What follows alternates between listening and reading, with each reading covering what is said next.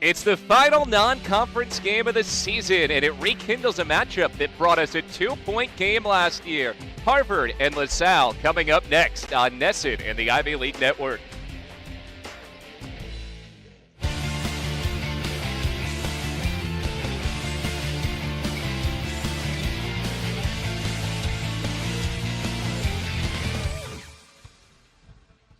From Leviti's Pavilion in Cambridge, one last go-round in non-conference play for LaSalle and Harvard. Two teams looking to build momentum heading back into conference action.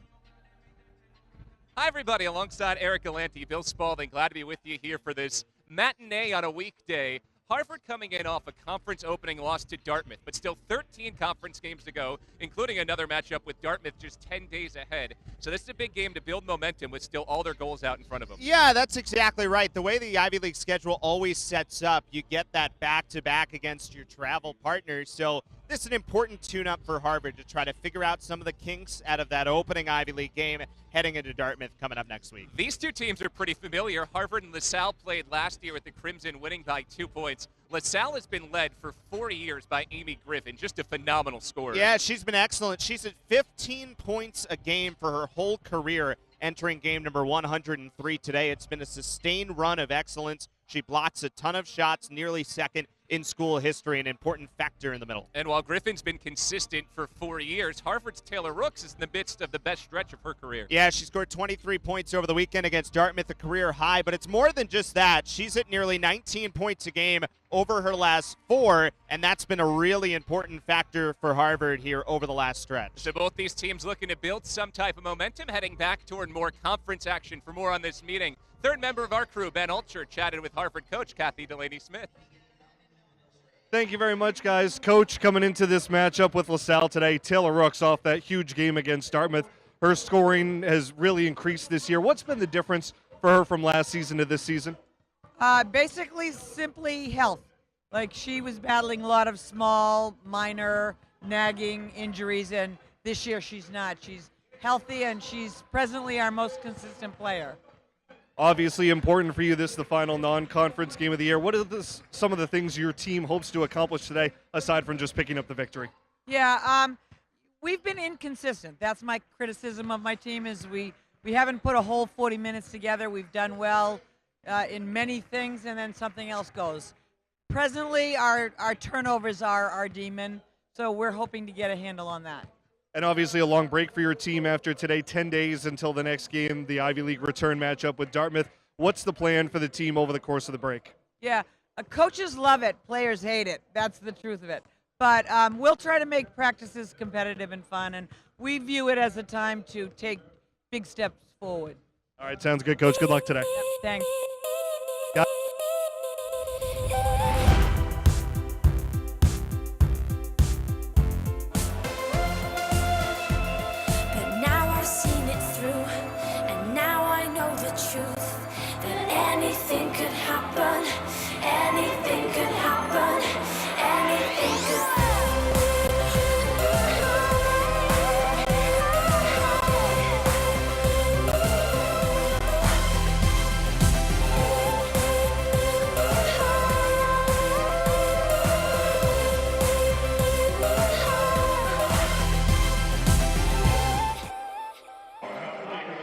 Inside Leviti's Pavilion as we introduce the starters for both sides with Eric Galanti. I'm Bill Spalding. Let's start with the starting lineup for Harvard.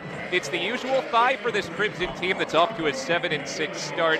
Katie Benton only scored 6 points last time out, but when she's hot, she can really fill it up, including 27 last month against Northeastern at the point guard position. Yeah, she certainly can, and that three-point shot, something that Harvard's going to look for early on in this game.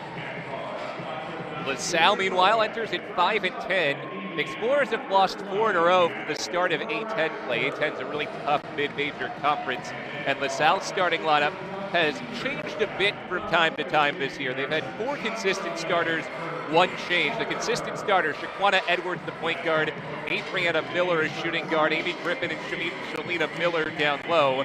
And then that new starter, Ashanti Freeland. She split starting time with Sophia Wafong, but Freeland gets the start today to round out the 5 for the Explorers. Yeah, you know, one thing that's interesting in a general look of this team as you get the starting lineup there is that one thing that Coach told Ben during that interview is that turnovers have been a struggle point for Harvard.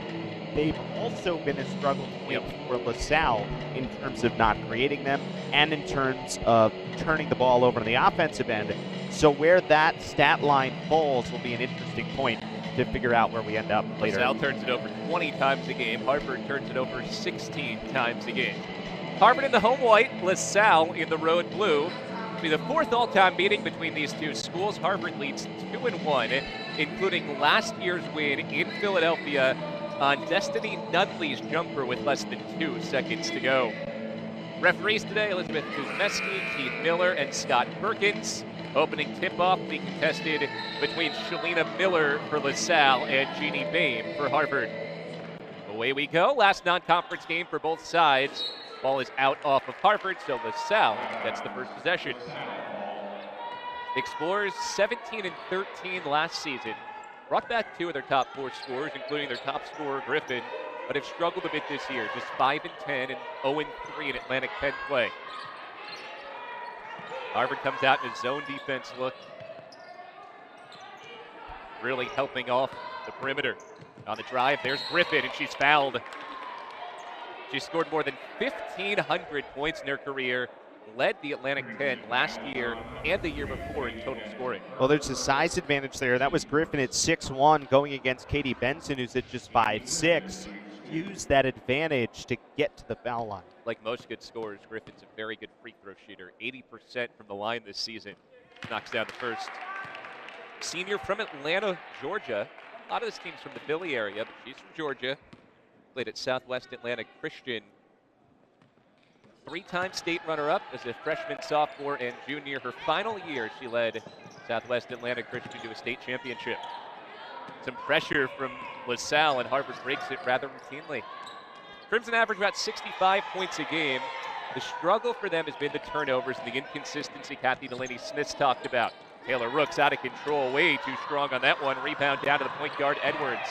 Long outlet, skitters around, and ends up with Adriana Miller. There's 2 for Miller, who's the second leading scorer for LaSalle. It's not so much technically a turnover there for Harvard, but as that ball escapes free, it ends up with an open look for LaSalle. It basically results in just that. Harvard coming off a 63-56 loss at Dartmouth on Saturday.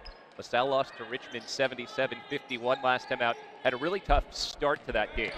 Brooks, been hot lately, off the mark there, rebound from Miller. Well, you want to ride the hot hand, and Harvard has gone to Brooks a couple of times early. That was a better take, even though it was settling, rather than forcing the runner. There's Shalina Miller down low, muscling it through Jeannie Boehm.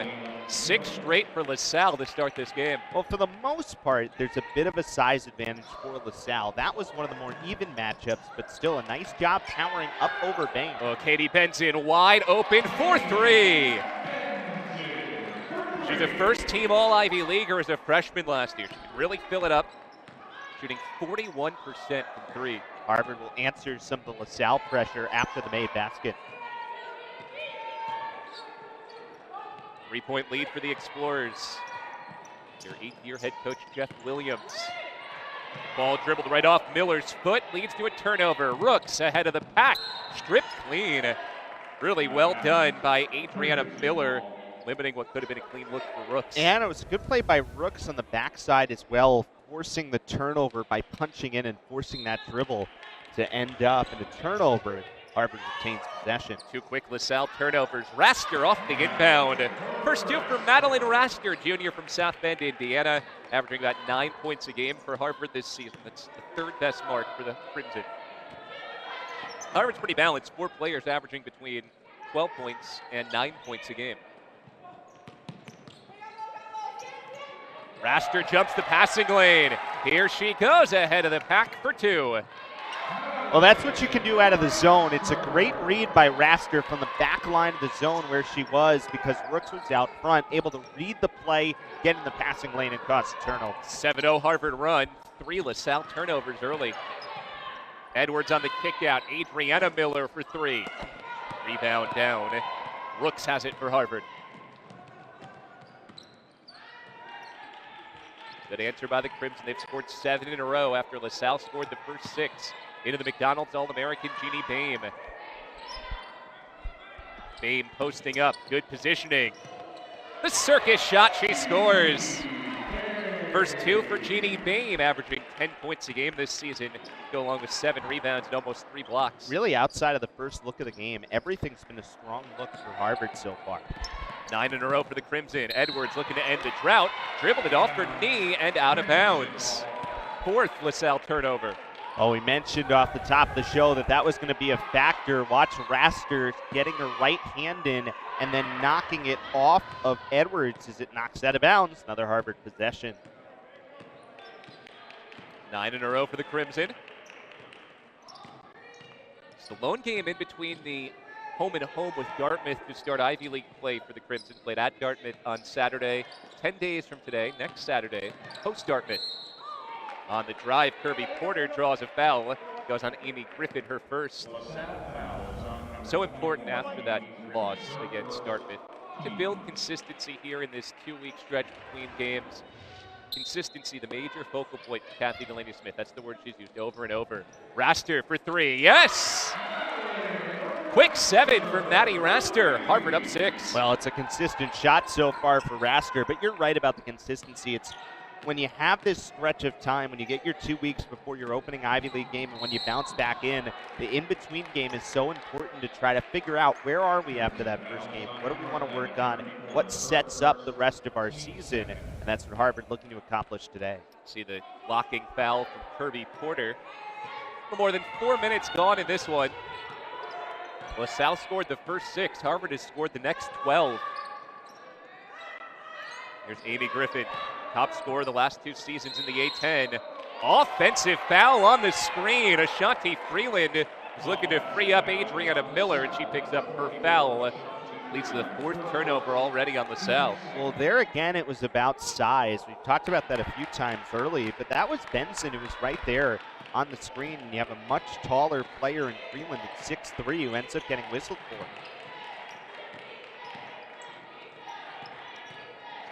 LaSalle's gone 4 minutes without a basket.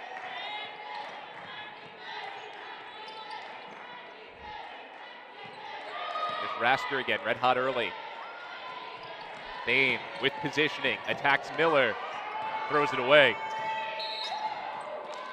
Ball out of bounds off LaSalle. Good pressure from Kirby Porter, forcing Amy Griffin to head to the sideline, and Harvard will keep possession. Well, it was almost a turnover, but Harvard gets bailed out here on the pressure, as you mentioned, and because there was a possession change, it resets the shot clock. Yeah, ruled that Griffin had possession before turning it back over, so fresh 30 for Harvard. Boehm again posting up, goes right at Miller, spins back, lefty, left it short. Offensive board for Boehm and a reset for the Crimson. It's a great read, knowing her shot was going to be short and following it for the rebound. Raster follows her miss and sticks it in for 2. 9 early points for Maddie Raster. Harvard's on a 14-0 run. Lost the headband, but no problem. Follows it up. Ashanti Freeland back outside for Griffin. LaSalle badly needs a bucket. Miller's short from 3. Harvard looking to extend the lead. Raster, extra pass in for Boehm. Fall away righty. Baby hook is beautiful. 16-0 run. LaSalle needs time, and we'll take a timeout with them.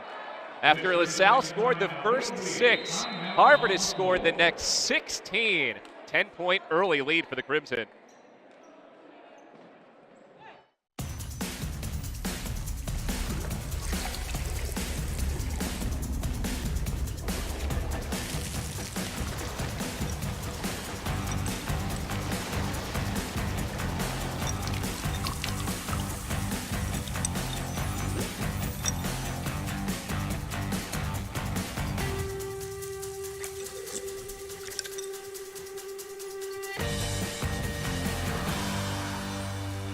My name is Nicky Maxwell. I'm a junior at Harvard on the track and field team.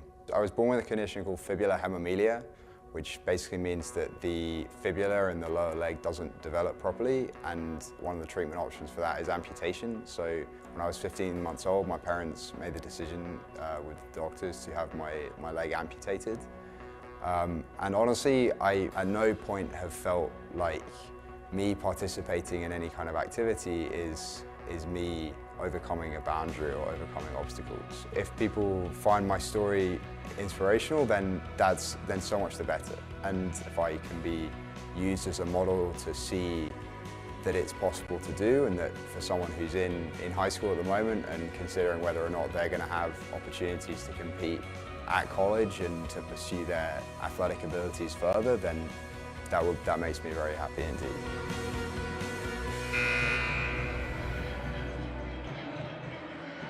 Welcome back inside Levites Pavilion, where Harvard's in the midst of a 16-0 run thanks to 9 big points from Maddie Raster early on. It's big to get her going again offensively, guys. She scored in double figures the first 7 games of the season for Harvard. In the last 6, she's only been in double digits once. So a good start for Raster today, and obviously a good start for Harvard. Back over to you. And, you know, Ben, on that last play, even though it wasn't a scoring play by Raster, she read the defense so well, caught that pass, and saw the help on Bame coming out to her, and understood she could deliver that bounce pass quickly to set up a one-on-one matchup with good size inside. So it's been scoring and helping out in the passing game as well. And that's helped lead Harvard to a 16-6 lead. Crimson are on a 16-0 run that's lasted more than 4 minutes. LaSalle led 6-0 a minute and a half into this game. You know, early Harvard missed shots. They couldn't set up the pressure, but since they've started making shots, Bill, they've been able to press, and it's forced LaSalle out of its rhythm. 4 turnovers already for LaSalle. Bad starts have been a theme lately for LaSalle. They fell behind 42-17 in the first half last time out against Richmond. The steal from Bame. She runs the break, bends it, pulls up, and left the three-pointer short. That was right on line. Deja King just into the game for LaSalle, advances the ball back to the front court. She's the first substitute for head coach Jeff Williams. Harvard's made a substitution as well. Sydney Skinner is in for the first time. Griffin free, corner 3. Rattles out, rebound to Bame. Crimson looking to push at every opportunity. Raster finds a trailing Bame. Showing her footwork. She scores on the drive. That's the step she's taken this year. As a freshman, she was an outstanding defensive player. This year, she's added her offensive game as well. And there's no hesitation there. Just immediately took that pass. That's a play that's so easy to cause an offensive foul if you're not careful. But she knew what she wanted to do and came in down the left wing and made an impressive play. She scored 6. Raster has scored 9. That's 15 of Harvard's 18 in the early going. It's an 18-0 run. Adriana Miller beneath the hoop, out for Griffin, 3 to shoot, tough shot, way off the mark. Rooks has the weak side board. Sydney Skinner head up, all the way to the rack, dribble it off her sneaker. Leads to a Harvard turnover. That's the first today for the Crimson, and the ball's back to LaSalle. Harvard has not allowed LaSalle to beat them down the floor in transition. Ashanti Freeland finally ends the run. It was 18 straight for Harvard over 6 minutes. LaSalle's on the board. Yeah, it felt like LaSalle was settling a little bit for the three-point shot. That time to get the ball inside a little bit more to end the drought. Work from Griffin to bat it out. Hope you're enjoying this broadcast however you're watching it. Something special we're doing today here on the Ivy League Network. If you go to the Ivy League Network page, we have one of those like mega cast control room feeds going where you'd be able to see all 7 of our camera feeds, both replays and the program feeds. Just go to ivyleaguenetwork.com or iln.tv and click on the control room feed. Sydney Skinner scores 2 for Harvard. Yeah, I'm watching that top right picture, the control room shot that you get if you go to there. You never know what's going on in there. We never got to see inside. They only get to see us. Yeah, we're getting a look at the other side of the glass here today. Griffin from way up top. No. Rebounding foul goes on Harvard. LaSalle cold early, 0 for 4 from 3. Ball will stay here with the Explorers after the rebounding foul on Harvard's Jeannie Bame. Bame had a big handful of Sophia Wathong, the sophomore center, just into the game. Freshman Jaden Bush enters for the first time for Harvard. She's been really impressive in her first year with the Crimson. Freeland got a piece of that ball, but not enough to gain possession, so that's why it's not a backcourt violation. Deja King into the front court. Still plenty of time on the shot clock for LaSalle, but Griffin travels. If there's one bit of kryptonite for Amy Griffin, who's been one of the best players in the conference for 4 years at LaSalle, Does turn it over a lot. Averages more than 4 turnovers a game. And that's now 6 for the game already for LaSalle compared to just 1 for Harvard. And Harvard has already scored 9 points of their 20 off turnovers. LaSalle digging itself a deep hole just like last time out against Richmond. Bame posting up. Moving on Wafong. With 10, Benson on the drive. Tried to get it through to Bame and it's broken up. Deja King got her hand on the pass. There's 6 left on the timer for Harvard. Well, the design is pretty good. Fake the 3, drive and kick. And you try to kick, you can see how it's set up. But it's just a good read defensively by King to get in the passing lane. With 5 to shoot, Skinner, 4-3. Sydney Skinner hits Harvard's 3rd 3 today. Well, the biggest thing is to commit, and that's what Skinner did. Right off the inbound speed, went up with it. That's now a 23-8 Harvard lead. Harvard's a great shooting team. Almost 8 3-pointers a game. That leads the Ivy League. They're going down with this type of consistency. Makes Harvard very tough to defend. Here's the freshman Deja King. Trent, New Jersey. Slings it to the outside. Rachel Brown, another freshman, is called for the charge. Went straight in to Madeline Raster. Rachel Brown's first foul. Well, there's your turnover number 7 on the offensive foul. Nice take by Raster right outside the arc and ends up taking it. Now under a minute remaining, Harvard can go 2 for 1. It's a 15-point lead for Harvard on a 23-2 run. Good pressure from Griffin forced a Raster bobble. Ball's out off Harvard for a second Crimson turnover. Well, LaSalle has to find a way not only to limit their turnovers, most importantly on the offensive end, they have to find a way to try to get this game a little bit more even on the defensive end and try to limit what Harvard wants to do. Wafong over Bame. A strong take from Sophilia Wafong against one of the best shot blockers in the Ivy League.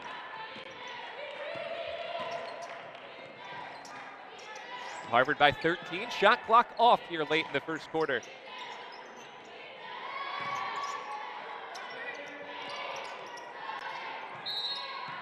Before the Benson 3, a foul on the screen.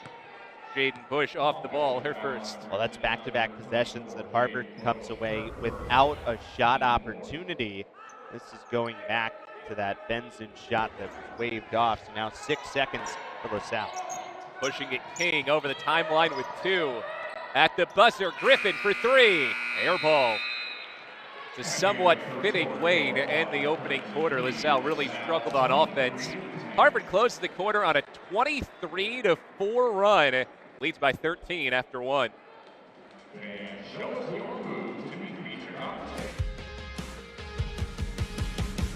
I never thought about playing hockey in college until I went to Nobles, and my team, my freshman year, went to a game at Harvard just to grow our minds and explore opportunities for the future. Coming here, I immediately knew this is where I wanted to go. Watching the team play at their home rink in front of a home crowd was something I knew immediately. This was a team I wanted to be a part of and a school I wanted to go to. Every freshman at Harvard tries to be an economics major, and I did as well, and realized that I wasn't interested in that. And I took a psychology class randomly and immediately knew this was something I wanted to learn about, was passionate about.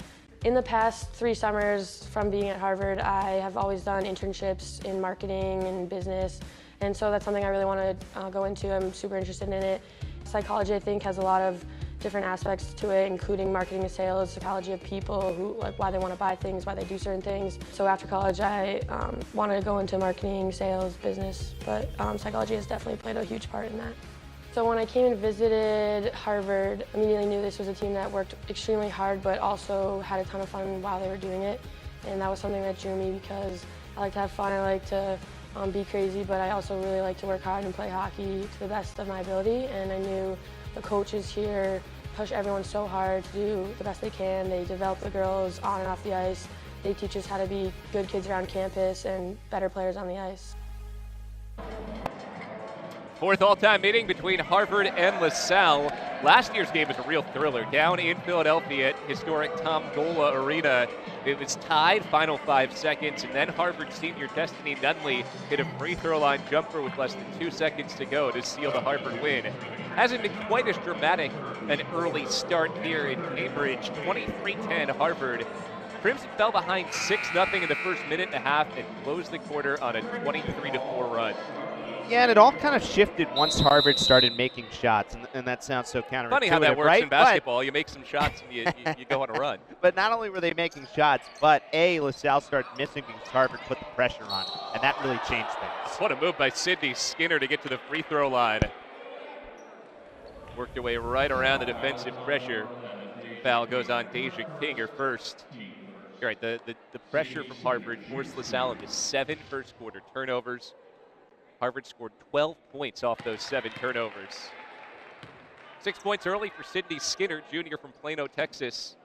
Averages almost 7 points a game. Harvard's tough to defend because there are 7 players on the roster who average at least 5 points a game. Offensive board for Jaden Bush. Frees up Kirby Porter, and she's fouled on the jumper. Foul goes on Amy Griffin, who's hitting some early foul trouble in a frustrating day. That's her 2nd foul, and the leading scorer for LaSalle's only scored 2 points. Well, it seemed like everyone expected a pass there from Porter, but then she realized, well, no one's in front of me. I might as well step up, and she actually stepped into causing that foul. Porter just 6 for 9 at the free throw line this season. She hasn't taken many free throws, and she has an empty trip this time. Rebound is Sophila Wafong out of Silver Springs, Maryland, one of 3 Maryland natives on the LaSalle roster. Wafong working on Bush, and look at Jaden Bush sky high to grab that one at the apex and knock it out. It's a tough matchup for Bush, who gives some size to Wafong down low.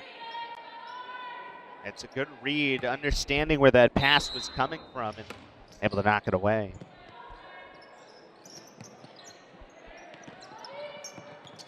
.15 to shoot. Griffin looking to get going. Over the top of the shorter Skinner for 2. That's why she's such a mismatch. She's 6'1", but she plays offense like a guard. It's a nice job on the slide and to get the window. Sal back within 12.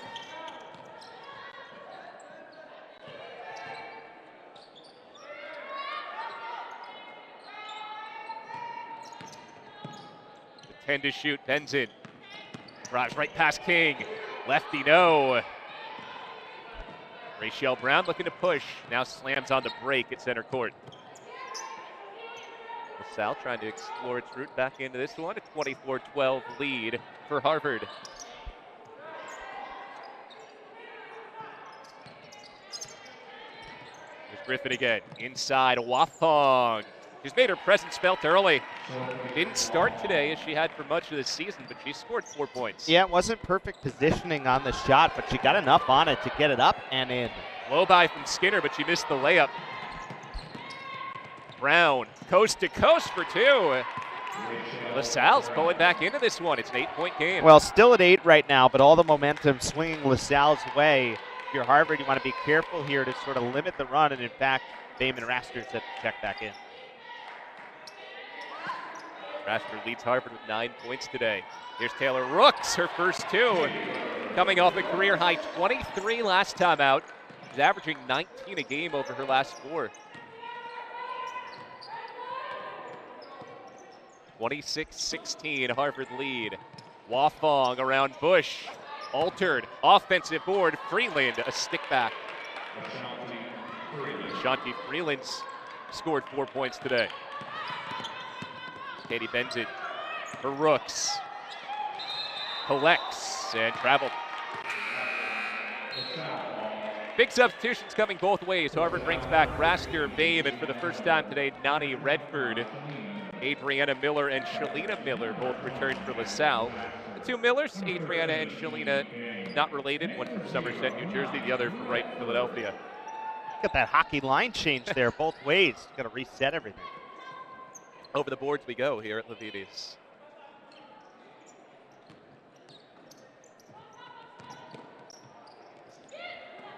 King at the wing, passed up a look at 3.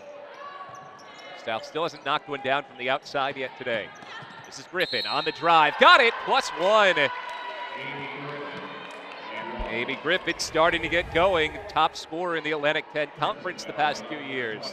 Well, there are matchups that have presented themselves in this game for LaSalle where they truly have a size advantage on the offensive end.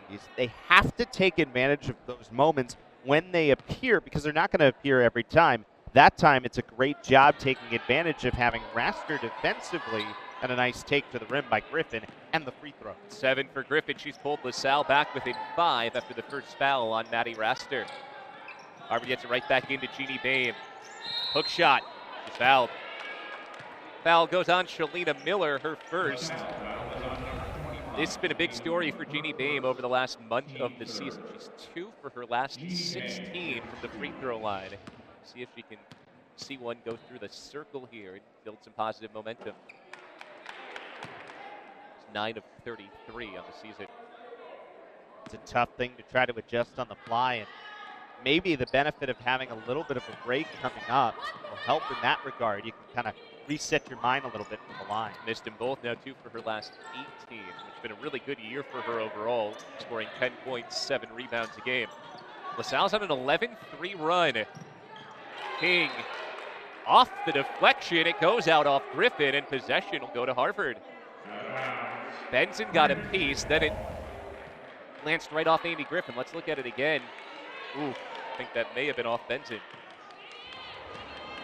So Harvard maybe gets the benefit here. Ball to the Crimson, looking to end the 11-3 drought.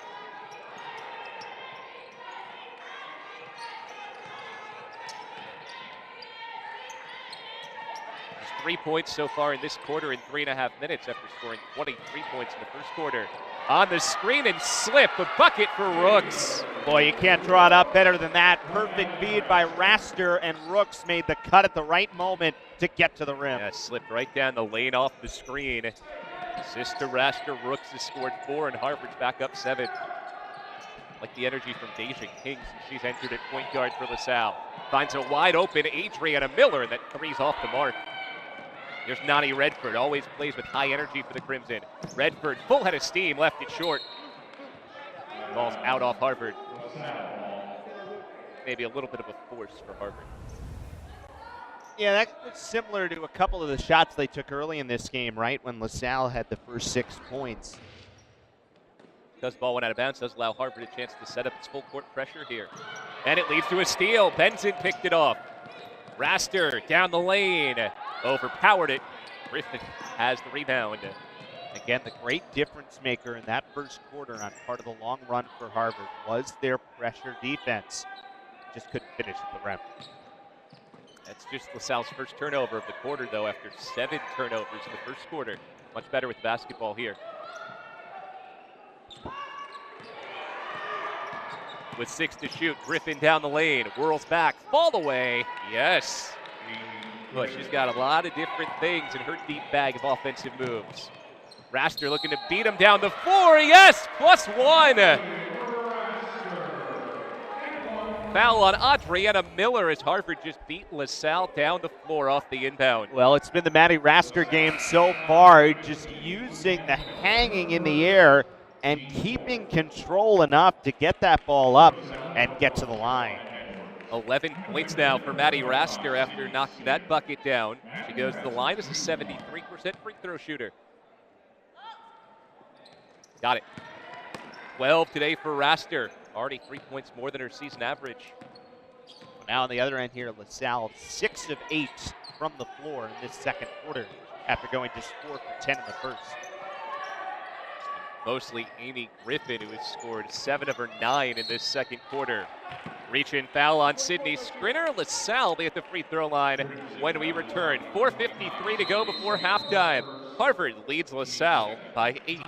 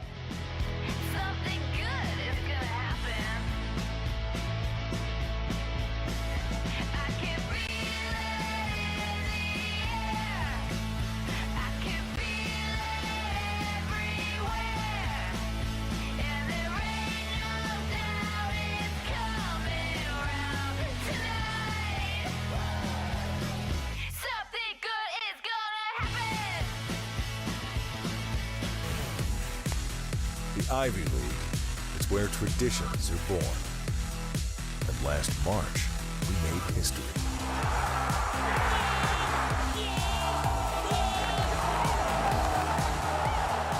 Tournament championship goes to the Penn Quakers. Princeton Tigers are going to the NCAA tournament. Come be a part of Ivy Madness.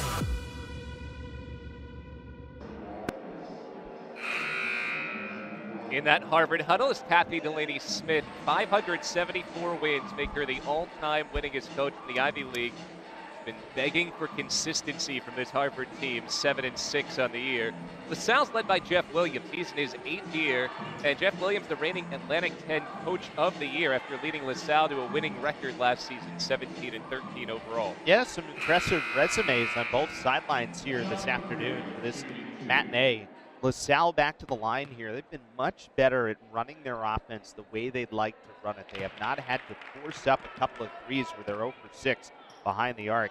As we said, 6 of 8 from the floor here in the second quarter. Ashanti Freeland at the free throw line. Goes 2 for 2. She scored 6. LaSalle was down 15 early. It was 23-8. Harvard had an 18-0 run mixed in there. Now it's just a 6-point game. South School with good basketball history, 4 NCAA tournaments on the women's side. The men's side, some great teams. You remember names like Tom Golo played for LaSalle's men's teams way back when. Both the men and the women still play in the Big Five as well as the Atlantic 10, where they play those Philadelphia rivalries with St. Joe's, with Temple, with Villanova, and with Drexel. Of course, Penn mixed into that Big Five mix as well. Redford left it short on the layup. Rebound skipped straight into the hands of Adriana Miller. Look at Skinner jump the passing lane the other way. LaSalle turns it over for the 9th time. Skinner attacks the rim and draws contact. Delayed whistle, but the right call, going hard at Adriana Miller for her 2nd foul. Well, it's sort of the all or nothing when you try to break the press with the long pass, because you can really break it and set up some open looks, but it also can lead to turnovers, and that's what Skinner does there to make a nice read to get in the lane. And then, even though she couldn't convert, gets enough to go to the line. Sydney Skinner is a 92% free throw shooter. She uses every bit of the rim there to knock the first one down. 7 today for Skinner, right under season average. We're still just in the first half.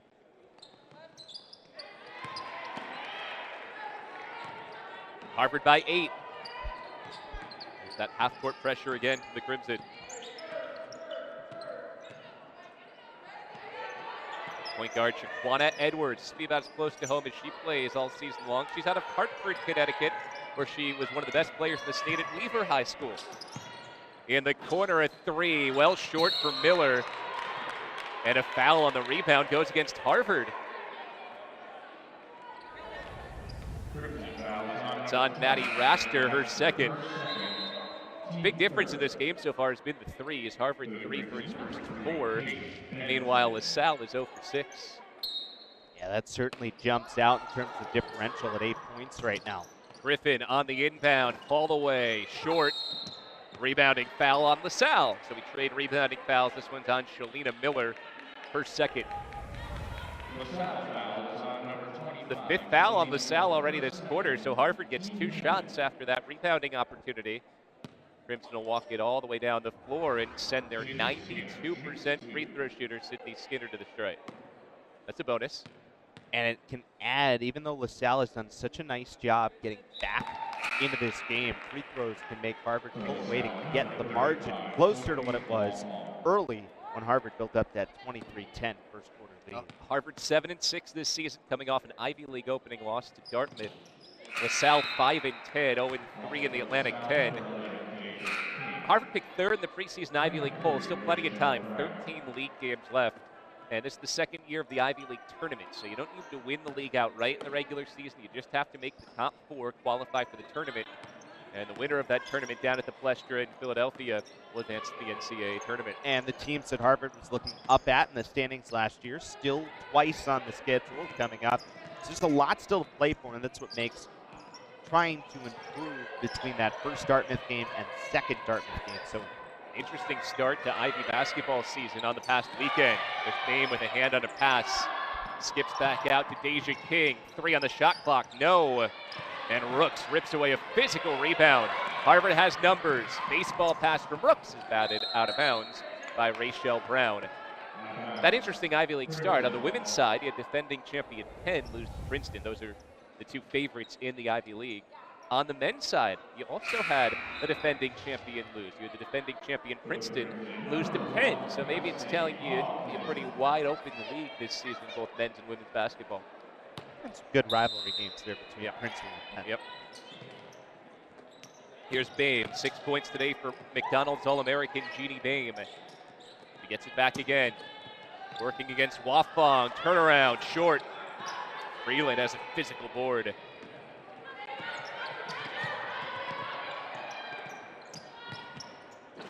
Short jumper, Griffin.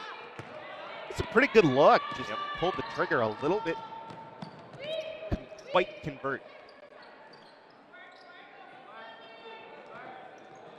10-point lead for Harvard. Trailed by 6, just out of the shoot of the game, led by as much as 15. Griffin on the push, 2:30 to play in the first half for LaSalle, down by 10. Here's a mismatch off the switch. Tried to get it to Wolfang, and it's defended well. Off the screen, the center Boehm had been matched on the point guard King. The point guard Benson was on the 6'4 center Wafong, but Harvard finds a way to withstand that pressure and reset its defense.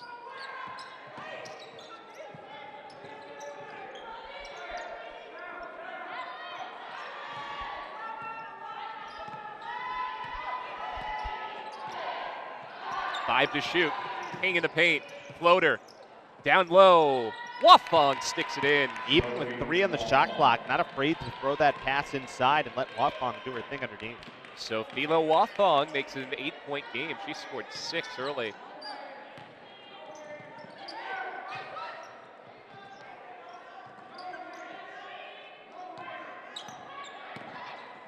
Skinner all the way to the 10. Up low by from Sydney Skinner. She matches Maddie Rasker with 12 points in this first half. It was all about Raster in the first quarter. It's been about Skinner here in the second quarter. A great move to her right to get to the 10. Harvard looking to go to 8-6 on this season with a 10-point lead here late in the first half. Kelsey Bogdan is checked in for Harvard as well. Griffin didn't get it to go, and Bogdan has the rebound. Harvard has turned Griffin into a volume shooter. It's taken her 9 shots to score the 9 points. Skinner wants 3 more. Halfway down and out. Rebounding foul on Taylor Rooks. Yeah, Rooks got caught behind on the rebound and had to put her hands on the back. It was a pretty good look by Skinner there. Just didn't knock it down from the corner, but another good look already with 12. Got it most of the way down. We need a physics student to explain to us how the ball can get that far down, touch every part of the rim, and then skip out. Final minute of the first half, Harvard by 10. Boehm, hand on a pass, makes it through to Wafong. And again, Wafong muscles her way to the rim. 8 early points for Sophilia Wafong. It's more than her season average of 6 a game. Boehm going back at Wafong. Falls away, knocks it down. Anything you can do, I can do equally as well in this head-to-head matchup. Well, you know, she's got enough movement underneath where she moves her body in a way that allows her to get extra space to make that shot. Boehm has scored 8 for Harvard. Crimson have had that lead kind of seesaw between 8 and 12 points throughout this second quarter. 4-second difference between game clock and shot clock. King with 9. Here's Griffin with 6 to shoot. Looking down low for Wafong, overshot her, makes the way through where it's stuffed. Skinner the block. Pushing with 3 seconds before halftime. Skinner sticks it in. An exclamation point to a stellar second quarter for Sydney Skinner. Well, you can't do it much better than that. Got the block on one end and the finish at the other. Sydney Skinner scores 14 first half points. Harvard heads to halftime up by 12.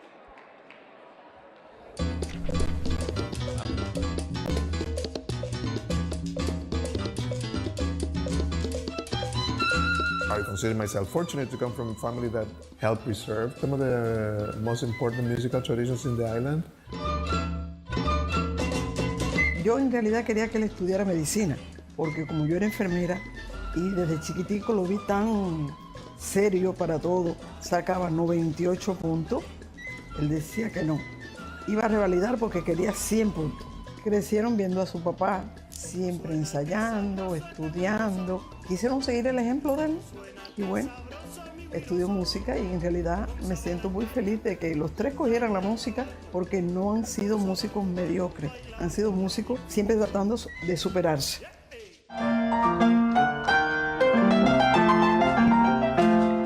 El profesor no basta solamente que esté repleto de conocimiento, debe saber cómo expresarlo, cómo utilizarlo, cómo llegar al alumno para lograr su resultado que desea. Y en este caso, esa unión de ambas culturas pues, le ha permitido esos logros. Some of the other band members have described me as probably one of the most influential people they'll meet at Harvard or beyond. But I think that there's just a kind of generosity and friendliness about him I just really haven't found in many other people I've ever met. Teachers, friends, people my age. What he is as a person is just incredibly special.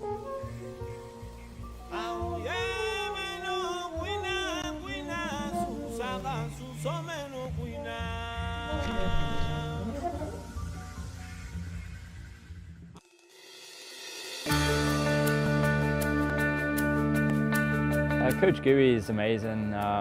It's nice coming to training, having a bit of banter with him, and he's a really good coach in terms of he listens to his athletes, and let's say if I needed something happening straight away, he'd act straight away, and he's always happy to help. So he's someone you can easily talk to, and he's a really good coach.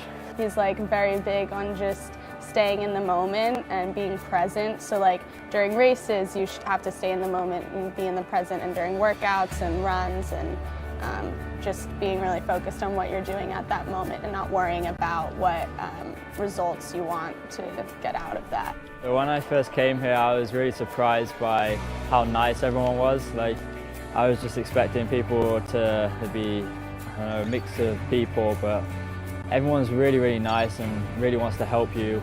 And especially our captain, Tyler Spear, he's a really good role model, and he helps us whenever we need help. Having such great role models on the team, especially like our captain Eliana, she's definitely been like a great source of encouragement and leadership. She's like a great training partner, like she always clicks off the paces and is gonna push it.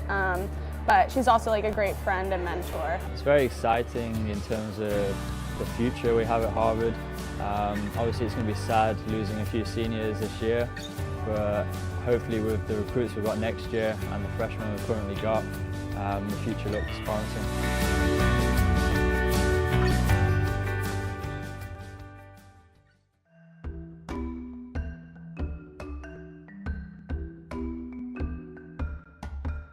Hi everyone, my name is Raquel Alonso Perez. I'm the curator of this amazing collection, which belongs to the Mineralogical and Geological Museum at Harvard University. This exhibit, the Earth and Planetary Science Gallery, is located in the Harvard Museum of Natural History. The collection consists of more than 400,000 objects. My favorite one is kind of a gemstone, so let me show you. When we talk about a mineral, we think of a natural, inorganic, solid substance. Like this one, for example. This is called a beryl, and it's a green beryl. When we think of a gemstone, what happens is that we usually get the most clean, beautiful, clarity piece of this crystal. We cut it, we polish and facet it, and get a sparkling gemstone. So emerald is the green, also green variety of beryl, but it has a deeper, intense green, and that's caused by impurities. So when you think of this, the whole case in here, all of them, they have the same chemistry, but the main difference are tiny impurities that they go in different sites within the structure, and that creates the different color. That's one of the main reasons for causes of color. And I guess the reason why it's my favorite one is because I'm doing research on emeralds. So gemstones are not just pretty and sparkle, but they also, as I said, they are the purest form of a mineral. So for research purpose, for crystallography studies, or for chemical and physical studies, those are the best because we get the most information out of them.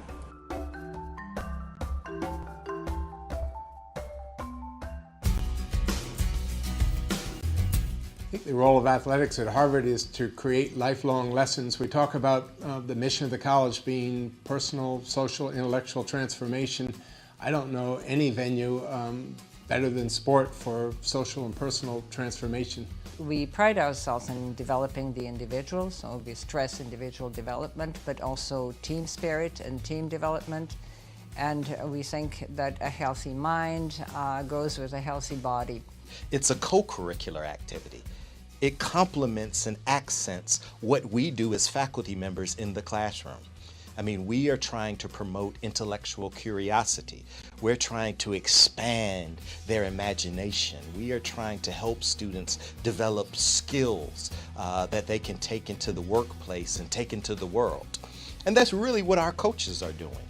And so really, I believe that our coaches, they're part of the larger teaching community here. And when we work together, faculty and coaches side by side, it's for the good of our student athletes here at Harvard. Our athletes are student athletes, and that's extraordinarily important. That athletics is just one of the various extracurricular activities that they can participate in. Well, you play because you want to play. And you play because it's a part of your undergraduate experience that you value, not because you have a scholarship that you have to maintain or anything like that. I think the fact that there are 42 sports in that kind of breadth ensures that we have lots of opportunities for people to be participating, which is critical.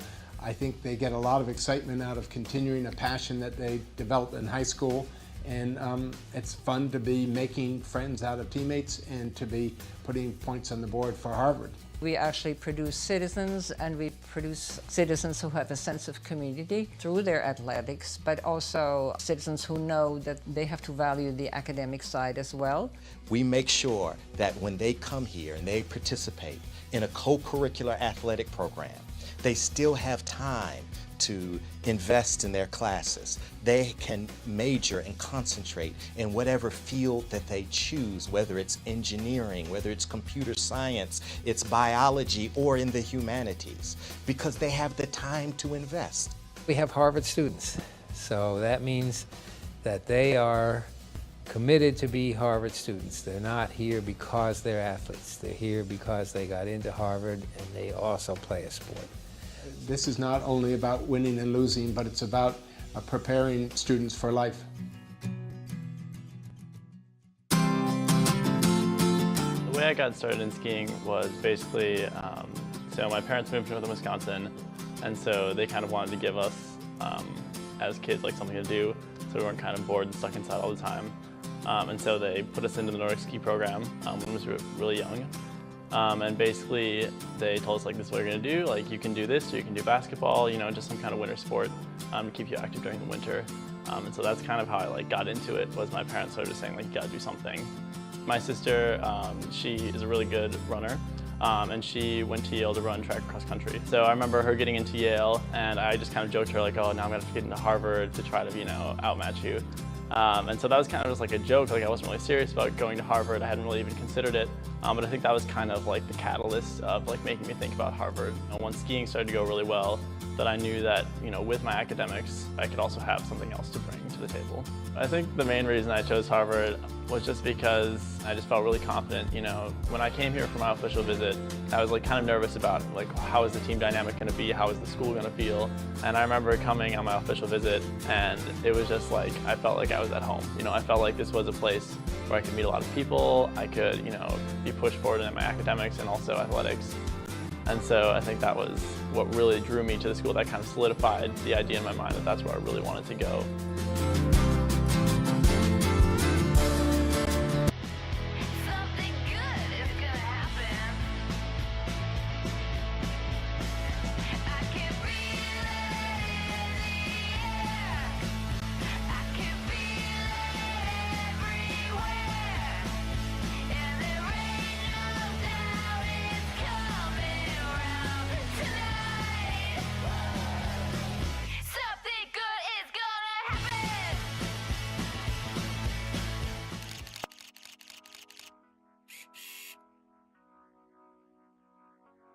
Every day presents a new challenge.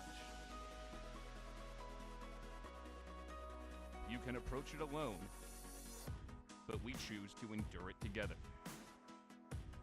We hold each other accountable, making sure we squat that final squat, making sure we sprint that final sprint. Our belief in one another never wavers. We are in unison from start to finish. They may not share our colors or crest, but we still strive to elicit their best. You can try to do this alone, but remember, while an individual can whistle a tune, it takes an orchestra to perform a symphony. Ready, Tim? Let's do this. Was that Mike? That's Harry. The car stopped for me. And that's automatic emergency braking. The Nissan Rogue family. Take on today. Bottom line, they still can't touch you. I'll take it. Get to Nissan, proud supporter of college athletics.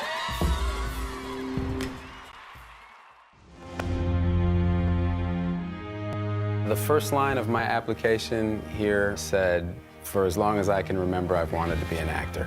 It was asking kind of who you were, and that was really who I was, and I wanted them to know who I was, and whether they accepted me or not, I wanted them to know who they were going to let in or not. Having grown up here, I think I had one way of looking at Harvard and a kind of a towny view of the school. And suddenly walking through as a prospective student, I just started to really take in how impressive it was. I assumed, if I could get into an Ivy League school, that touched every base for me. And then I got into Harvard.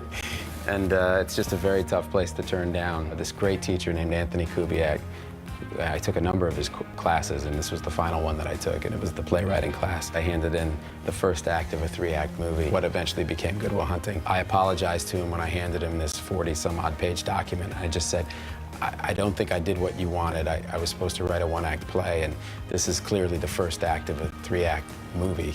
And he was unbelievably encouraging. He gave me a flat A in the class, which was a big deal.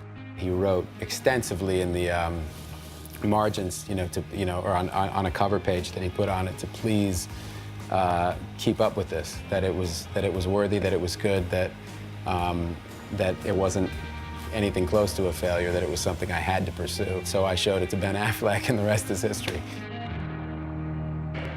Halftime at Levites Pavilion. Snow starting to melt just a bit outside. Temperature getting up into the 40s and 50s over the next couple of days. Inside, it was a really good first half for Harvard. Crimson started off down 6-0, but then went on an 18-0 run and built the lead from there. With Eric Galante, Phil Spalding, glad to be with you. Story in that half for Harvard was 2 strong performances, one from Maddie Raster and the other from Sydney Skinner. Yeah, it was Raster in the first quarter, and it was Skinner for the most part in the second quarter. It was so impressive to watch, especially the play at the end, which we'll get here in a little bit. But it started out early in the game. Benson hit a 3. That was the first point of the game, and then Harvard just went to work, as you said, on that 18-0 run. So impressive. LaSalle was kind of forcing shots a little bit. Harvard was able to set up its pressure. Then in the second quarter, LaSalle went on a little bit of a run themselves, up 11-3. Get back into the game, but it was Sydney Skinner to help close things out late to push this lead to 41-29, and he'll get the block and score at the end to close it out. Yeah, you're watching that LaSalle run here. Amy Griffin was a big part of that, as was Sophilia Wafong, who scored 8 points in that first half. But here's the play at the end you were talking about. Skinner with the block, slams it away, and then meets the buzzer going the other way for a layup to cap off her 12-point quarter and 14 points overall in the opening half for Sydney Skinner. Harvard shot at 57% from the floor in the first half. It's coming off a game where they shot just 34% against Dartmouth. That's the big number, and the other big number defensively for 10 turnovers. Harvard scored 16 points off those 10 LaSalle turnovers, so really capitalized off the LaSalle mistakes. Yeah, and Harvard started to turn the ball over a little bit in that second quarter, but they were able to limit the damage for the most part. LaSalle in the blue, Harvard in the white. LaSalle is 5-10 this season, Harvard 7-6. Final non-conference game for each team. For Harvard, 13 Ivy League games remain. For LaSalle, 11 Atlantic 10 games remain. Amy Griffin at the free throw line. Pull-up is good. Important for her to really get going. She scored 9 points in the first half, but it took her 10 shots to get there. She'll likely graduate LaSalle as its number 3 or number 2 all-time leading scorer. Benson wants 3. Left it short. Long rebound, battled for, and Maddie Raster wins it on the deck. New possession for Harvard. It's been so much more than just scoring for Raster's game today. She's passed the ball and now seems to be coming up a little bit lame out of that play to keep the possession alive. After she missed the 3, Katie Benson goes inside for 2. 5 today for Benson. Harvard's leads back to 12. Crimson have led by as much as 15 today. 23-8 lead late in the first quarter. Redshirt freshman Shaquana Edwards, point guard. Now Griffin working the high-low down. Freeland walked. Ashanti Freeland commits the 11th LaSalle turnover of this game. So easy to slide that left foot once you start. Right there's the slide as she tried to pick up that plant foot. Harvard takes 3rd in the preseason Ivy League poll. Opened with that loss to Dartmouth. Returned to action against Dartmouth in league play in 10 days. Brooks off the heel from 3. Shaquana Edwards, smallest player on the floor, somehow wins that rebound. She pushes. Freeland's running with her for the easy layup. And now remember, we said this, LaSalle went on that 11-3 run to start the second quarter, starting to get on a little bit of a run here. Harvard trying to limit that early. LaSalle scored 4 of the first 6 in this second half. Jeannie Bames scored 8 first-half points. She adds her first 2 in the second half, going straight through the undersized Adriana Miller. Jeannie Bames right to her season average. Griffin for Freeland. Bames says no! Over the top, looking for Porter, and overshot her. You know, it's Bame who gets credit for the block there, but it's such a team effort on the defensive end. It started with Bame calling out in front of her. The defense pushed up. Bame got herself in a position. That was the pass on the end of it that results in a LaSalle ball. Kathy Delaney-Smith, Harvard's longtime head coach, the winningest coach in the Ivy League. Edwards had it batted from behind as she drove in. Last touch by Katie Benson. Here comes Sophilia Wafong back into the game, taking the place of Shalina Miller. Wafong had a great first half. She scored 8 points. Really was aggressive inside, and those couple of possessions late in the shot clock. LaSalle was able to find her underneath, and it was just as simple as a tap and go at the end of the clock. Griffin missed the layup. Wafong has the follow. She's into double figures. Sophomore out of Silver Springs, Maryland, just outside of Washington, D.C.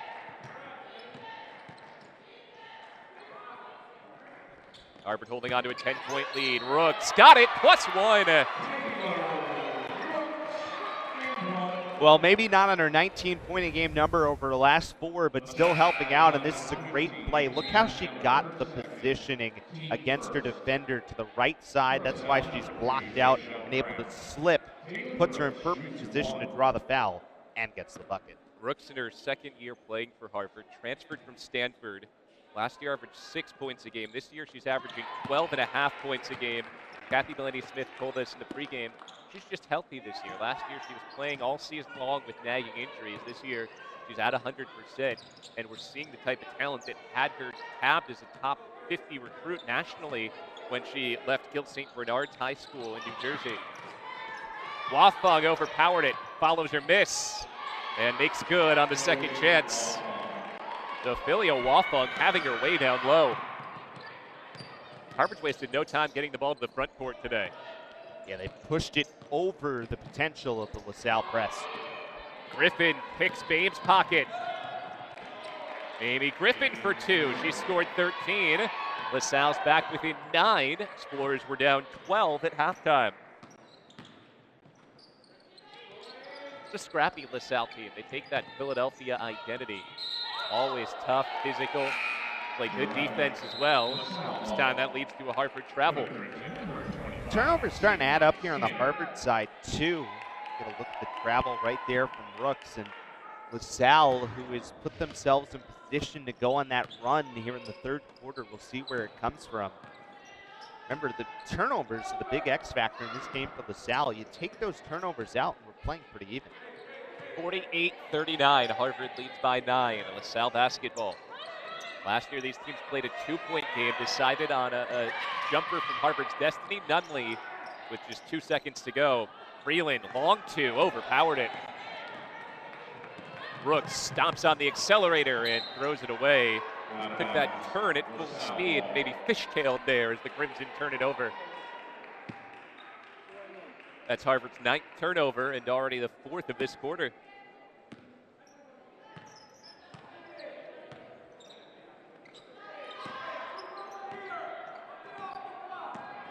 At the midway point of this third quarter, Harvard by 9 is led by as much as 15, led by 12 at halftime.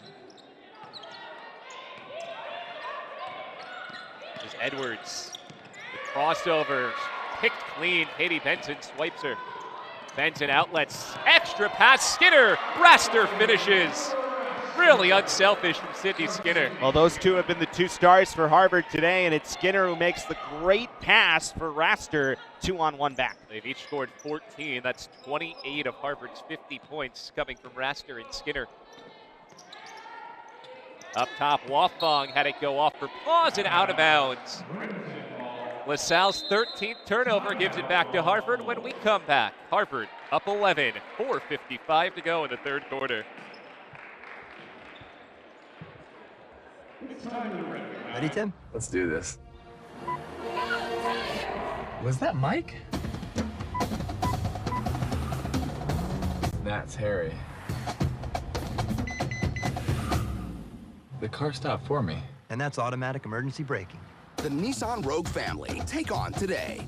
Bottom line, they still can't touch you. I'll take it. Get to Nissan, proud supporter of college athletics.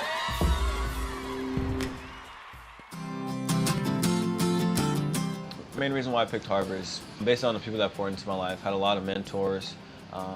Maurice Jones-Drew was probably one of the biggest mentors in my life, and he really talked to me about choosing a school based on what it can do later after the 4 years. And one of the biggest quotes that I always use is 40-year decision, not a 4-year decision. You know, he went to UCLA, he also went to a great academic school, but he said Harvard is something special, and you can imagine what it would do for your family. And I put that in perspective after talking to my family, and they really enjoyed the choice, and that's one of the reasons why I came here. The coaching staff really impressed me here, and that was a big piece. Finding a coaching staff that was going to be here for a long time, and Coach Murphy's been here for over 25 years, and he's established, and so that's one of the reasons why I came here. Prayer and the mentors in my life have kind of contributed to why Harvard.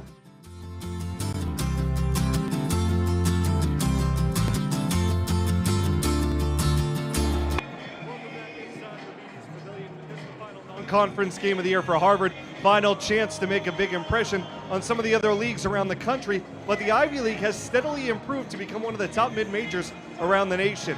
Nationally, Princeton made its mark a few years ago with an undefeated season, but if you take a look at the current RPI, you've got 3 Ivy League teams already in the top 100, Princeton in the top 50, with Dartmouth and Harvard just inside the top 100, but you've got 7 of the 8 Ivy League teams, guys, almost inside the top 150. Thank you very much, Ben. Yeah, Princeton all the way up to 37 in the RPI. They have some big wins already in the non-conference part of the season. Jeannie Boehm rings the bell again inside. That's 12 for Boehm, who has shown off such a developed postgame this year. When she can get space moving across the lane, she can really do damage underneath. Harvard by 13, just 2 points shy of its largest lead today. Rachel Brown drive and dish. Freeland's like that baseline shot, left it short. Wafong fouled on the floor. So wave off the putback, that won't count.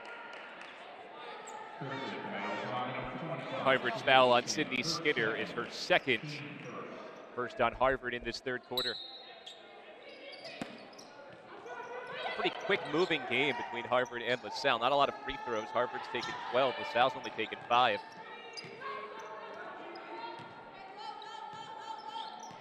Here's Edwards again, just a prolific scorer at Weaver High School in Connecticut. Averaged 30 points a game as a high school senior. High low toward Wafong, and Boehm skies high to snag that pass.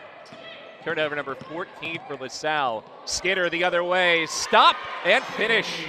Just the hesitation enough to create. She's got all the moves, huh? Fake right, go back left, scoop underneath. What a great move by Skinner, who's had herself quite a day today. 16 today for Skinner, who averages 7 a game. Her best outputs this season, and just 6 points shy of her career high. This time the pass over the top of Bame to Wafong.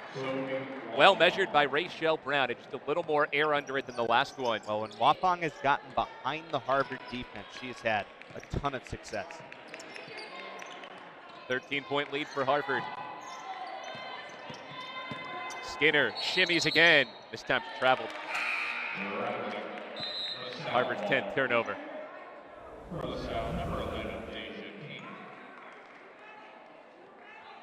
Tough whistle for travel. Seemed like she lost the ball before that second step. Either way, it was going out of bounds off her and would have been a turnover.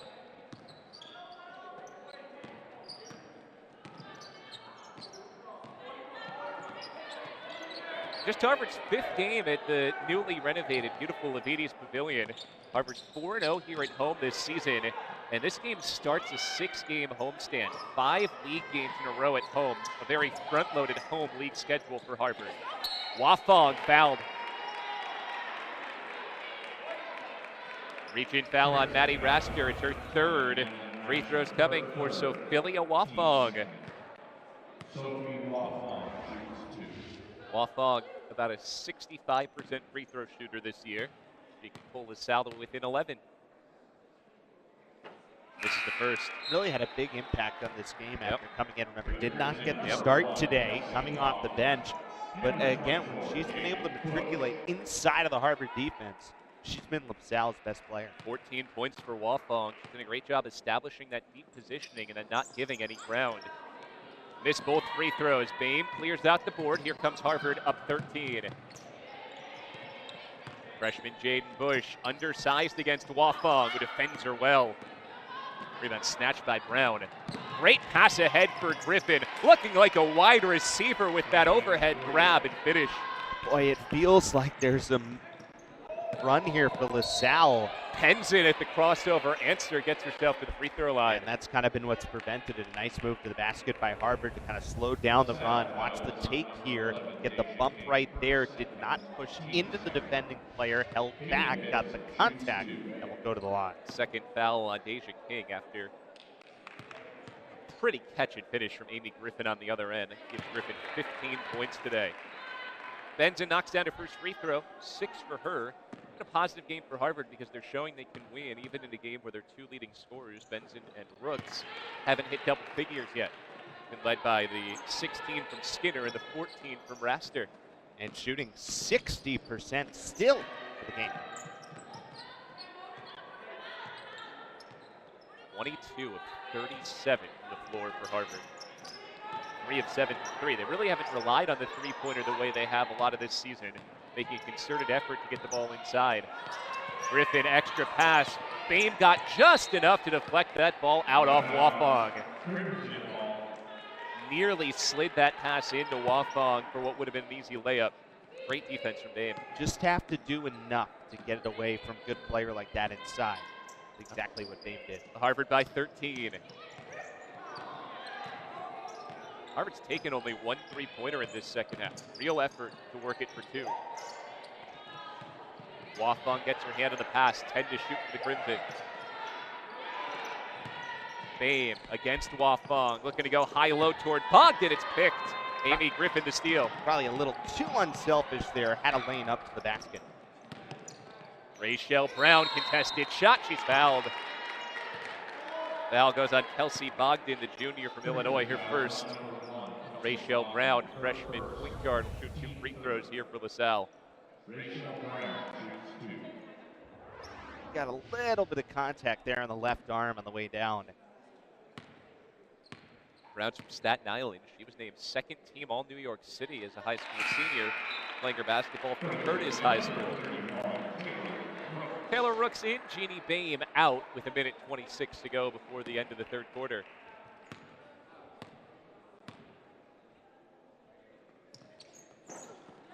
Brown knocks them both down. This game really hasn't teetered much. It's been somewhere between an 8-point game and a 13-point game for the entirety of this 3rd quarter. Yeah, it's been continuing LaSalle getting close, but never really able to get over the hump. Brown at the steal. Pushing past Rooks. Yes, high off glass. 6 for Rachel Brown. Those Harvard turnovers are piling up. 7 turnovers in this third quarter, opening the door a bit for LaSalle.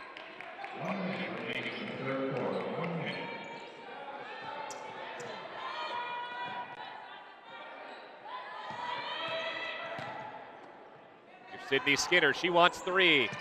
Off the heel.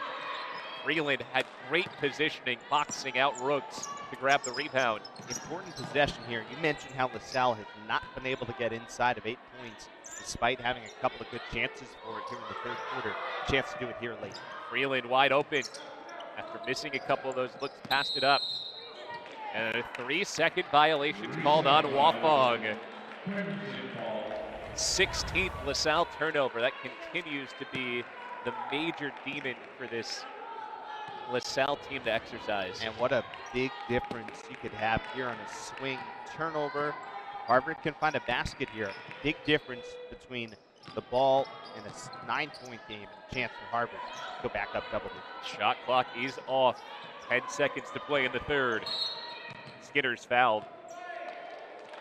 Reach-in foul on Rachel Brown, her second. Just the third on LaSalle, so still 1 more to give for the Explorers here with 8.7 seconds to go in the third. Yeah, she tried to peel around the screen of Katie Benson and just made enough contact.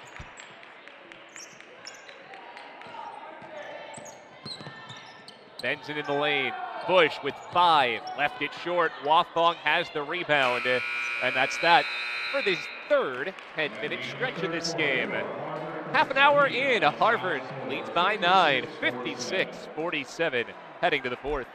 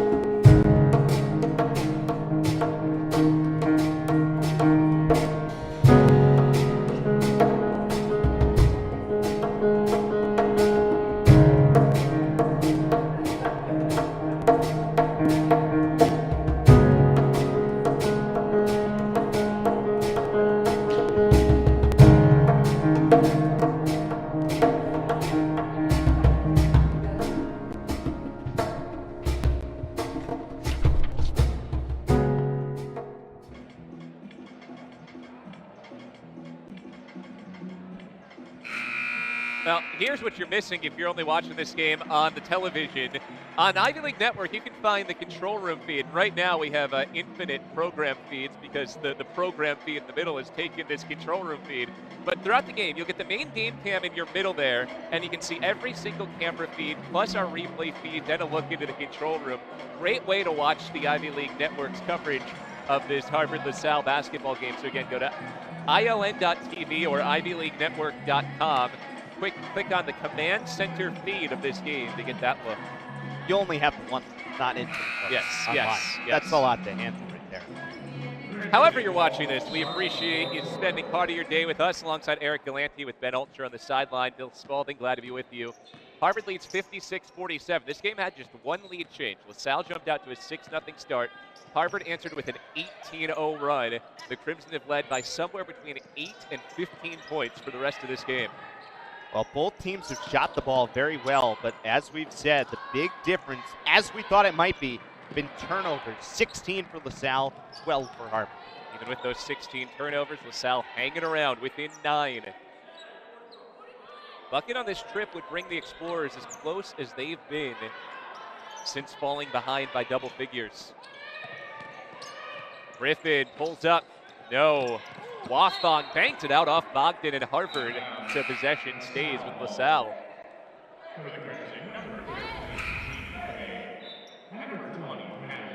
Maddie Raster, Jeannie Boehm returned to the game for Harvard, taking the place of Bush and Bogdan. Raster has scored 14 today. Boehm has scored 12. Sydney Skinner leads the Crimson with 16. Rooks got a piece of that Freeland effort. Ball goes out and stays with LaSalle. LaSalle 5-10 this year. Harvard 7-6. Last non-conference game for these two teams. A-10 the rest of the way for LaSalle. Ivy League the rest of the way for Harvard. Boehm blocks a 3-ball from Miller. Miller now blows past her and sticks in a 2. Perseverance from Adriana Miller. LaSalle's within 7, as close as the Explorers have been this half.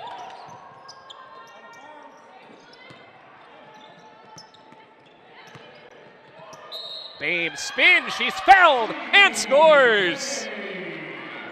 Got a big fist pump for her head coach after that. Look at this move. Fakes right, turns back over the left shoulder, and the fadeaway right hand. Boy, is that an impressive move inside. You've mentioned how much she's improved in the post.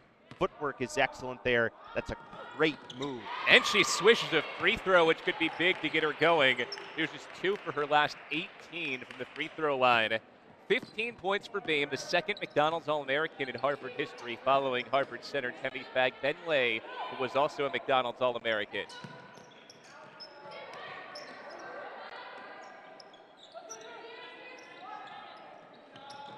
So Harvard back up by 10. Wafong walked. Boehm stood her ground. Turnover number 17 for LaSalle. That's been the one thing that has really crippled LaSalle all season. They're a pretty good shooting team. They like to play at a fast tempo, but they just turn it over way too much, close to 20 times a game. I mean, LaSalle right now at 49% shooting. Harvard's at 56% shooting. Turnovers. And you don't want to sound like a broken record, but that has truly been the point in this game. Boehm again, right back at Wolfang, and she's starting to wear her down. 61-49. Jeannie Boehm has scored 17 points to lead the Crimson.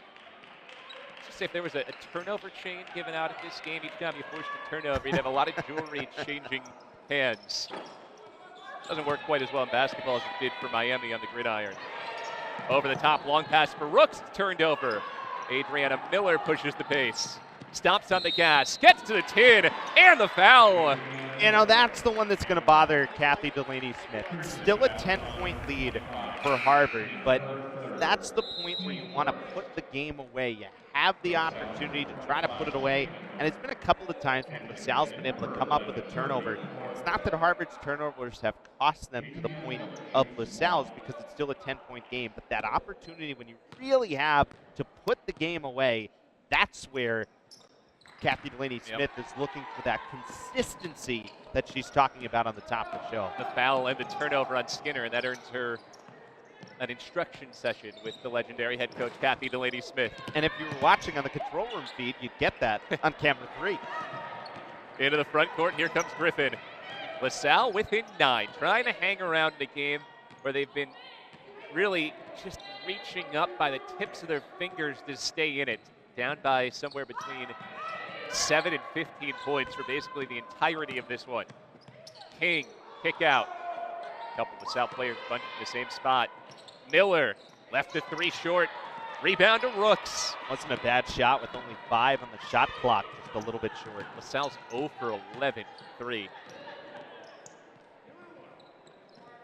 Now, most of that was in the first half, but still, to not be able to have that old great equalizer, the 3-point shot. Look at Jeannie Boehm again. 19 points, 1 shy of her career high. She scores over the top of Griffin.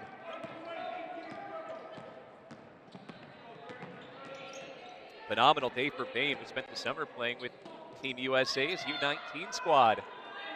Played with the U18 team the season before. Griffin, step back, short. Kirby Porter clears it out for Harvard.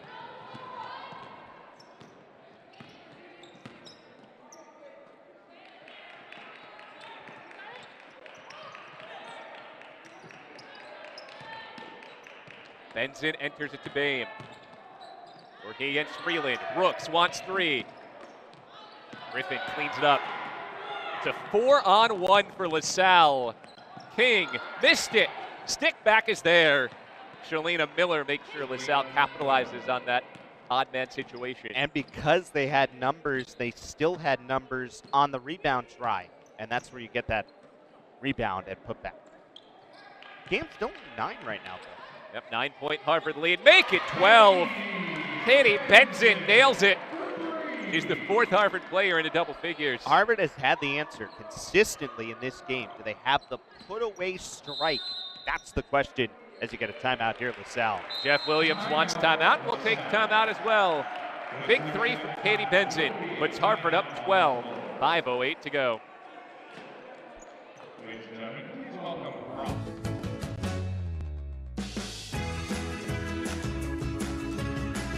What's up, guys? My name's Connor Coyne. I'm one of the new multimedia interns here at Harvard in the athletic department.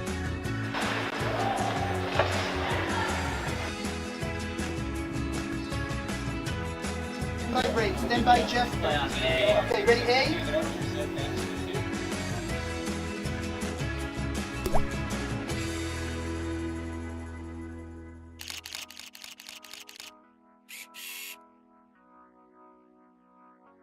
Every day presents a new challenge. You can approach it alone, but we choose to endure it together. We hold each other accountable, making sure we squat that final squat, making sure we sprint that final sprint. Our belief in one another never wavers. We are in unison from start to finish. They may not share our colors or crest, but we still strive to elicit their best. You can try to do this alone, but remember, while an individual can whistle a tune, it takes an orchestra to perform a symphony. 12-point Harvard lead. 5:08 to go. So Jeff Williams from LaSalle takes his first time out of the half, trying to regroup, get his team set for 5:08 as they try to make one more run at Harvard. So far, the Crimson have had an answer to every one of these LaSalle runs. Yeah, I think, when you talk about Kathy Delaney-Smith and what she's looking for out of this game, she mentioned the word consistency. There's been something she's been really happy with, how Harvard's had an answer for every run LaSalle has thrown to prevent that long run to really allow the Explorers to get back in this game. It's been the next one. It's been the put-away drive that hasn't quite been there, and that's the consistency factor. But on the whole of it, it's been an impressive performance all around by Harvard, outside of that turnover.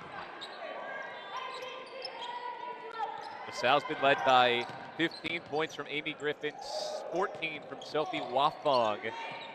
Wafong is out of the game at this point. That's a shot clock violation. LaSalle never identified the shot clock, and it stops play with 4:45 to go.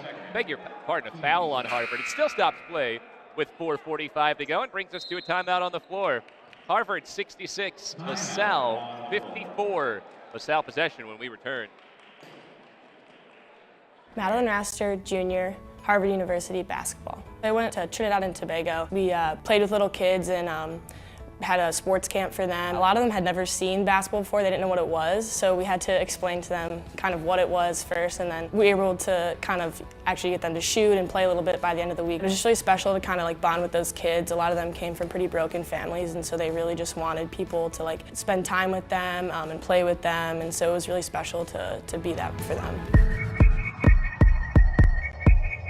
When I came here, I felt it. I was just I felt how amazing it was, and I understood why people were like, oh, Harvard. I'm from a little town called Manhasset, New York. I have always just been very athletic, and I just love to run around with the boys. I just love being active. The opportunity to play basketball and go to one of the best academic schools was definitely very important to me. It's easy to think oh, we go to Harvard, they're this type of people, they're that type of people, but we care just as much about basketball as any other Division I basketball team does. And on top of that, we try to strive to get straight A's. We still try just as hard to work hard on the basketball court. Sometimes that goes unnoticed or underrated. Every day I'm just more and more thankful. I have so many opportunities, so many doors open that I would never ever have even known were possible. And it has really brought me to a place that I'm just like so happy, and makes me want to work harder, makes me want to do better for my family, makes me want to do better for my little 5-year-old sister who's like, I want to go to Harvard too. 66-54, Harvard by 12. Because of that quick timeout by Jeff Williams led to one of those situations where you have 2 stoppages in only about 15 seconds. We're still on the same possession we were on before that first timeout. Foul called on Harvard heading the break was on Taylor Rooks, her second. So same situation. LaSalle down 12, needs to get something going with 4:40 to play. Otherwise, the Explorers will lose for the 5th straight time.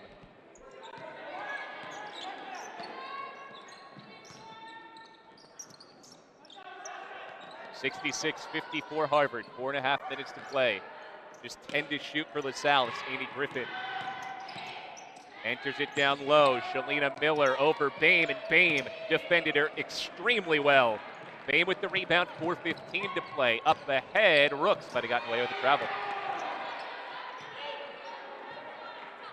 12-point Harvard lead. Redford has her pocket picked. Rachel Brown the steal, and then Redford's called for the foul. Donnie Redford's first. It's the 3rd on Harvard. Good hands by Rachel Brown, the freshman guard, who's had a solid game today. She scored 6 points.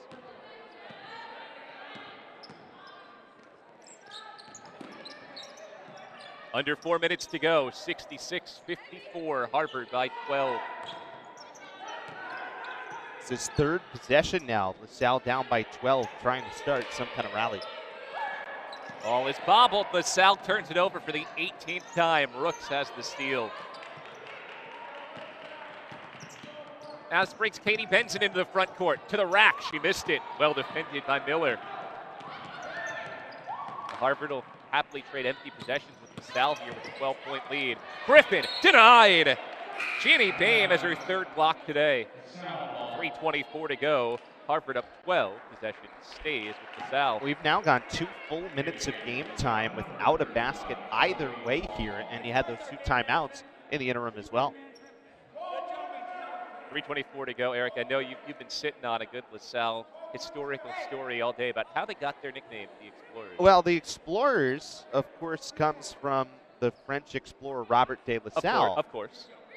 If, well, sure, of course. But it's actually not a correct use of tying Explorers with LaSalle. Get to that after this possession. 3:20 to go before the end of this one. Harvard up 12. Big steal from Maddie Raster. Dribble it off her knee and ends up out of bounds. Ball go right back to LaSalle. The actual college, LaSalle, was named after St. Jean-Baptiste de LaSalle, who was the founder of the Institute of the Brothers of Christian Schools, which is what LaSalle, the system, is part of. But a Philadelphia sports writer accidentally thought the school was named after the French explorer LaSalle, who came about 50 years earlier, and that's why he put Explorer as the nickname incorrectly. Wafong knocks it in for 2. It's 66-56 with 3:03 to go. You know, that's a classic mix-up. Happens to all of us. Well, you know, when there wasn't Wikipedia, these things were hard to look up back in the day, and stuck. Harvard by 10. The pressure there from Freeland got a piece, but Taylor Rooks, very heady, followed her own inbound pass and scoops up the loose ball to save possession for Harvard. 2:55 to go, 4th quarter, a 10-point lead for the Crimson. And Harvard throws it away.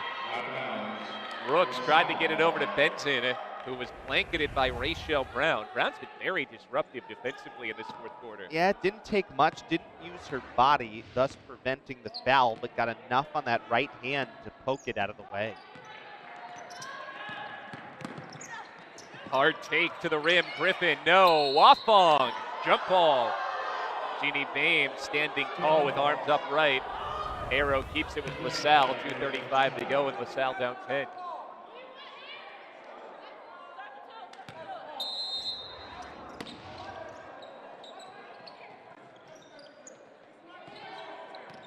Adriana Miller, be a good time for LaSalle to find its first 3 of the game. 0 for 11. Redford bats the ball. Good hustle for the loose ball. Ends up being saved by Griffin. Wafong left it short. Boehm bats the rebound ahead to Benson. Here comes Harvard. Redford to the tin. She scores 2. got out in front of the LaSalle defense, and it's tough to beat Harvard in transition. 68-56, Harvard by 12, 2:03 and counting to go in the fourth quarter. Boehm steals the pass, 20th LaSalle turnover. Redford missed the layup, and Brown's there for the rebound. Could have made it a 14-point game. Instead, Wafong finishes on the other end. It's back to a 10-point game with a minute 45 to go. That could be a big swing, but LaSalle has to take advantage of it here, down to 138. By the way, Sophie Wafong just matched her career high. 18 points today for Wafong. Bends in, rejected. Amy Griffin. She's kind of like a vulture defensively. She circles and she waits for an opportunity to block a shot. See it right here. Watch as she trails the play the whole way before coming in from behind with that right hand to swat it away. LaSalle coach Jeff Williams takes 30-second timeout. We have a minute 30 to go. Harvard ahead 68-58. Up next for Harvard, 9 days off. Then they'll play Dartmouth next Saturday, a home game here at Levites Pavilion. Meanwhile, LaSalle goes back home and they'll play this Saturday in the A-10 against St. Bonaventure. Now, this is always an important break, and you heard Kathy Delaney-Smith talking about it off the top of our show with the third member of our team, Ben Altscher, how the coaches really like the break. The players maybe not so much. The coaches enjoy being able to instill some new fundamentals, and you're able to take Game 1 Ivy League, this tune-up, and install it into that 9-day stretch to try to figure out where do we need to improve as a team going into the Ivy League stretch run. Minute 30 to play. Harvard leads LaSalle 68-58. Crimson looking to go to 8-6 on the year and 5-0 at the newly renovated Levites Pavilion. Redford baseline drive and finish. She scored her first 4 points of this game in the last 2 minutes. Big time for her to score. Harvard by 12, minute 10 to go. In the corner, Miller for three. Gets the roll. Well, it took a fortuitous bounce for LaSalle to finally break the ice from three. LaSalle's first make on its 12th try. 70-61, 53 seconds to play at Levites. Harvard still has 15 seconds to burn. Redford fouled. It's an offensive foul on Nani Redford. Adriana Miller takes the charge. Well, you see head down, left arm slightly extended. That's the reason for the call. Tough to tell on that angle whether it was the right one or not, but when you see that head go in kind of a pushing off motion, that's when you're going to get that call. LaSalle decided to play defense in a 9-point game. Can they take advantage with a quick shot here and then maybe start to foul, try to get back in it? 35 seconds to go. LaSalle down 9. Miller from way downtown. Rattles out. Offensive board. Freeland had it. Comes to Wafong. She's fouled. Second foul on Jeannie Boehm. Sophie Wafong heads to the free throw line. A lot of time came off the clock, down inside of 30 seconds now, but LaSalle does go to the line and a chance here to get within 9. Wafong can set her career high if she makes a free throw. And she missed the first. She is 0 for 3 from the line today. LaSalle down 9, just 26 seconds to play. Wafong missed them both. Boehm volleyballs the rebound over the top of Rachel Brown.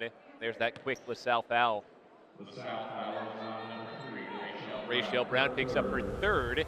That's only the second foul on the Explorers. They still need to foul 3 more times before Harvard would shoot free throws. And with that in mind, Kathy Delaney-Smith will take a timeout. Well, it's a lot of inbound passes to try to complete in a row here with only 2 fouls on the board for LaSalle. Particularly in a 9-point game. You need a lot to break their way. It's always one of those catch-22s. When you're playing defense, obviously you don't want to commit fouls. You love to have a game where you don't commit very many fouls, but if you're then behind late and you haven't committed enough fouls to get the penalty yet, it can be a real deterrent trying to get back into the game. Harvard inching in on moving to 8-6 on the season. And again, they have 5 consecutive home games after this one have to take advantage of that league play. With 5 home games in the first 6 of league play, you know that means that you're going to be on the road a lot at the end of Ivy League play. So the Crimson will look to try and get out on the roll over the next month or so.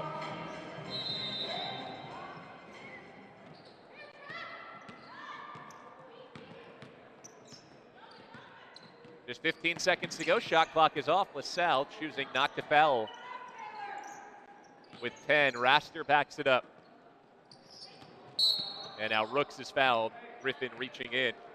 Just 7 seconds to play. That's only the 3rd foul on LaSalle. So it looks like Harvard will finish this one off. It was the 18-0 run in the first quarter that told the entire story of this game. After that point, Harvard led by somewhere between 7 points and 15 points the entirety of the game. Yeah, LaSalle really could just never break over that 10-point, 9-point, 8-point hump.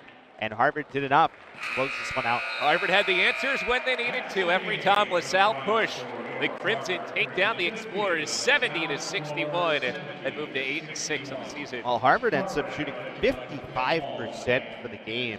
Did turn it over 17 times, but did enough, scoring 24 points off turnovers to get this done. And that big first quarter run helped do enough to give Harvard the big win.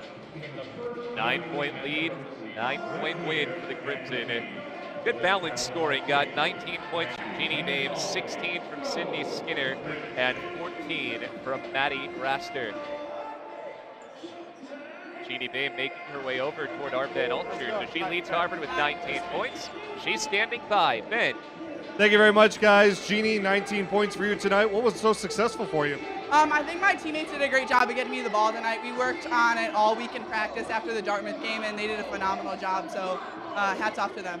And obviously LaSalle, a pretty big team. They threw a bunch of different matchups at you. What was the toughest thing going up against a bunch of different players? Yeah, I think we haven't faced competition that big.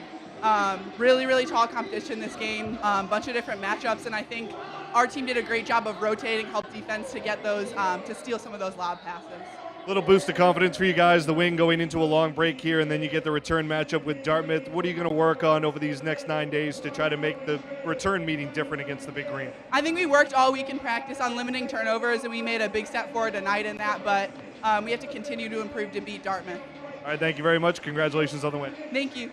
All right, there you go, guys. Jeannie Bame, a season high, 19 points tonight. Back to you. All right, Ben, thank you very much. So for Ben Ulcher and Eric Galante, Bill Spalding saying so long from Lavini's Pavilion, where the final score is Harvard 70 and LaSalle 61. To watch this entire game on replay, as well as other games and on-demand content, visit ivyleaguenetwork.com on your desktop or mobile device. This has been a presentation of the Ivy League Network.